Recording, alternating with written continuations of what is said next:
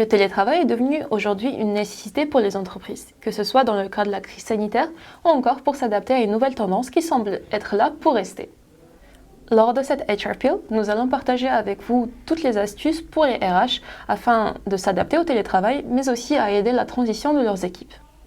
Le rôle des RH nécessite un contact permanent, que ce soit pour la mise en place des nouvelles mesures instaurées par le gouvernement ou encore pour offrir un soutien moral aux collaborateurs. De ce fait, beaucoup se posent des questions, comme par exemple comment on peut recruter à distance, comment on peut maintenir l'engagement des employés à distance ou encore comment favoriser la communication en entreprise. Pour répondre à ces questions, nous allons couvrir 3 points importants lors de la gestion des ressources humaines pendant le télétravail, que ce soit le recrutement, l'intégration des nouveaux collaborateurs ou encore la gestion des ressources humaines au quotidien.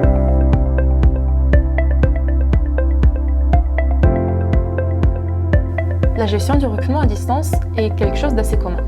Elle est de plus en plus pratiquée en vue de la popularisation des recrutements internationaux.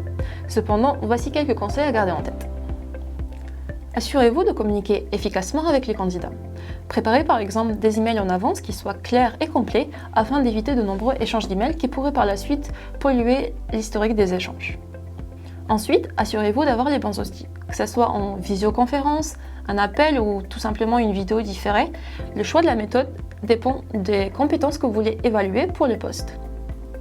Vous devez aussi intégrer les managers qui sont concernés par le recrutement.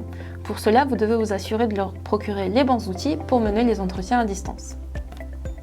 Aussi, assurez-vous du bon fonctionnement de vos outils, que ce soit la connexion, le micro ou encore votre webcam.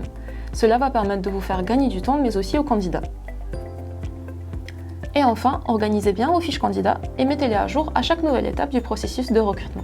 Pour vous aider avec vos recrutements à distance, il existe des logiciels comme Factorial par exemple, qui vont vous aider à chaque étape du recrutement, que ce soit pour la création d'une page carrière, le suivi des candidats ou encore l'intégration des managers concernés. Il permet aussi de centraliser toutes les informations sur une même plateforme. Maintenant que nous avons couvert le recrutement, vient l'étape de l'intégration des nouveaux collaborateurs, ou ce qu'on appelle aussi l'onboarding. L'onboarding commence déjà avant l'arrivée du nouveau collaborateur. Alors, avant son premier jour, assurez-vous que tout soit prêt. Ensuite, assurez-vous que l'information de l'arrivée d'un nouvel employé soit communiquée à toute l'entreprise ainsi que la date de son arrivée. Et enfin, assurez-vous qu'un accompagnateur a été désigné et dites-lui en avance ses missions afin qu'il puisse préparer un training par exemple ou des guides. Par la suite, quand c'est le jour J, assurez-vous que le premier jour de votre nouvel employé, même à distance, se passe bien. Par exemple, vous pouvez commencer la journée avec un appel avec la nouvelle personne, pour lui souhaiter la bienvenue déjà, et ensuite pour vous assurer que tous ces outils sont bien configurés. Par la suite, vous pouvez faire une présentation de l'entreprise afin de lui expliquer par exemple la structure hiérarchique, les missions ou encore les valeurs et les avantages. Pour vous aider avec cela, vous pouvez préparer une présentation que vous pouvez réutiliser par la suite. Et ensuite, vous devez préparer un appel avec les membres de l'équipe de la nouvelle personne afin qu'ils puissent se rencontrer, mais qu'aussi la nouvelle personne puisse mieux comprendre son rôle au sein de cette équipe.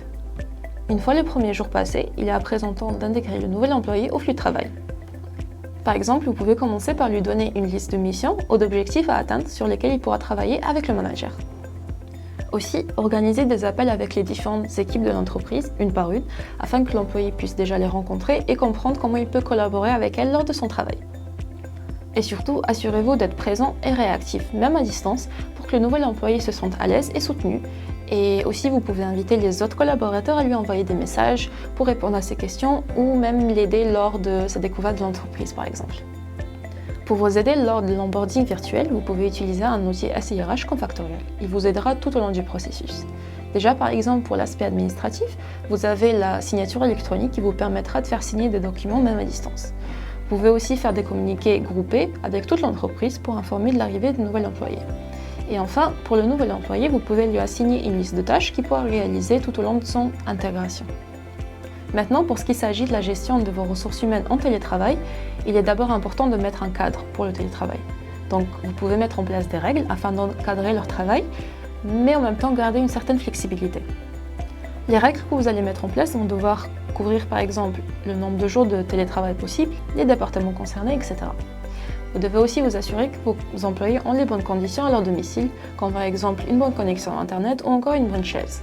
Ensuite, il y a le point de la communication. Donc, même à distance, assurez-vous de rester en contact avec vos équipes afin de vous assurer qu'ils ont les bonnes conditions déjà, mais aussi qu'ils se sentent bien mentalement. Un simple petit texte pour dire bonjour par exemple, ou une vidéoconférence pour discuter de sujets plus en détail peut faire une grande différence.